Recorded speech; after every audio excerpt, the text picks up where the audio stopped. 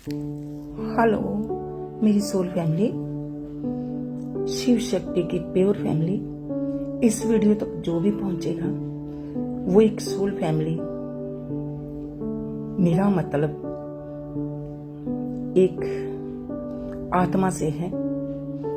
आत्मा जो कि ना कभी जन्म लेती है, ना उसको आग जला सकता है या पानी बहा सकता है, ये तो आपको खुद को ही पता है। ये जो बॉडी है एक कपड़े हैं, तो जब भी ये आत्मा बदलेगी फिर दूसरी बॉडी में प्रवेश करेगी। ये सब वो खेल है, इसलिए मैं सोल फैमिली बोलती हूँ। सोल फैमिली आत्मा, ना कि बॉडी से या शी या ही से मेरे को कोई मतलब है। मेरी शिव शक्ति की फैमिली।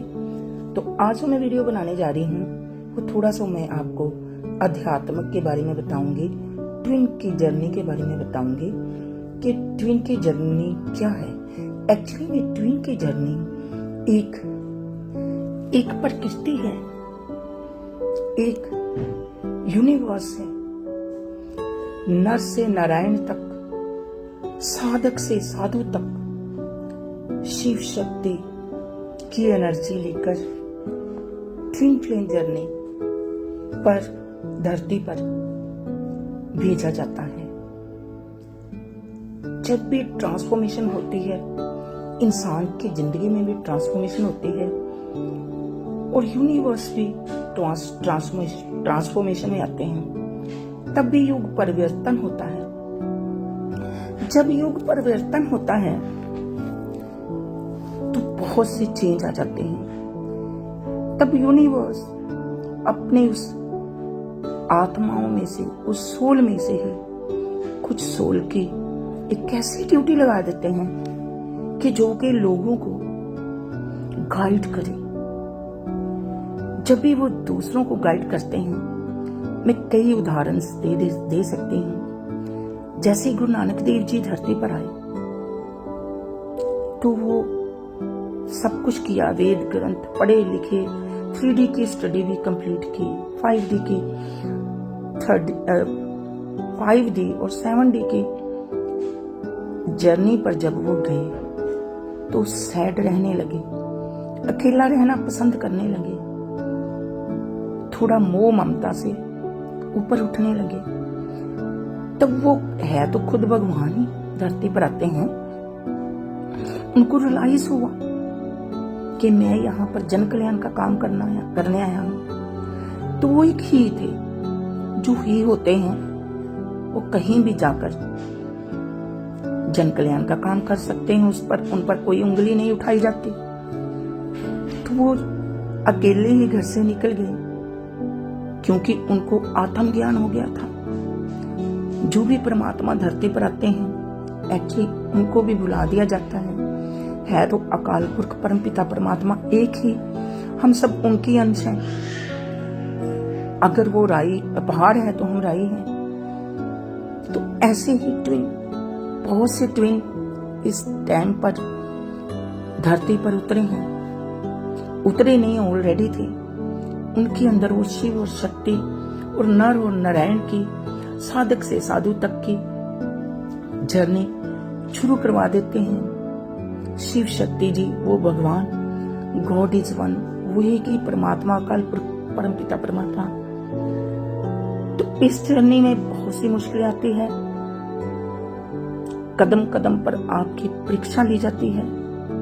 अगर आप दृढ़ता से उस परीक्षा से पास हो जाते हो, तो ये मेरा बिल्कुल प्रैक्टिकल अनुभव है।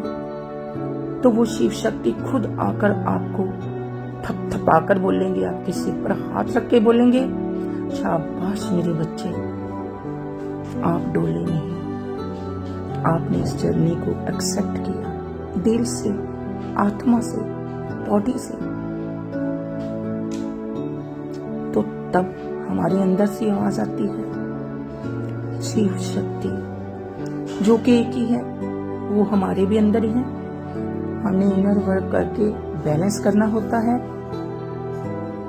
इनर वर्क ये भी कोई कर सकता है। तब भगवान हमें अकेला छोड़ते हैं और हमारी अकेले नहीं होते। एक्चुअली हमारे को एक टीम दी जाती है, तो हम जन कल्याण का काम करते हैं। तो क्या होता है, शिव और शक्ति हमारे को एक खूबसूरत लाइफ देते हैं। परीक्षा होने के बावजूद भी गॉड गिफ्ट समय समय पर मिलते हैं। अगर हम कहीं भी डोल गए,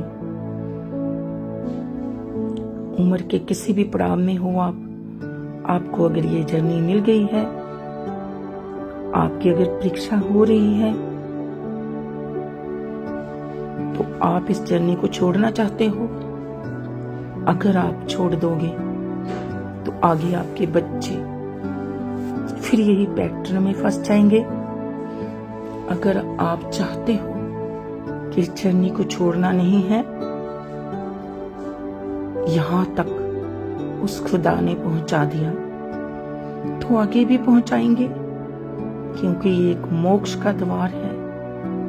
ये तो 1000%, 100 नहीं, मैं 1000% कहती हूँ कि यहाँ पर मोक्ष मिलनी है, और वो लोग ही आपके साथ रहेंगे जिन लोगों का आपकी सोल से नाता है।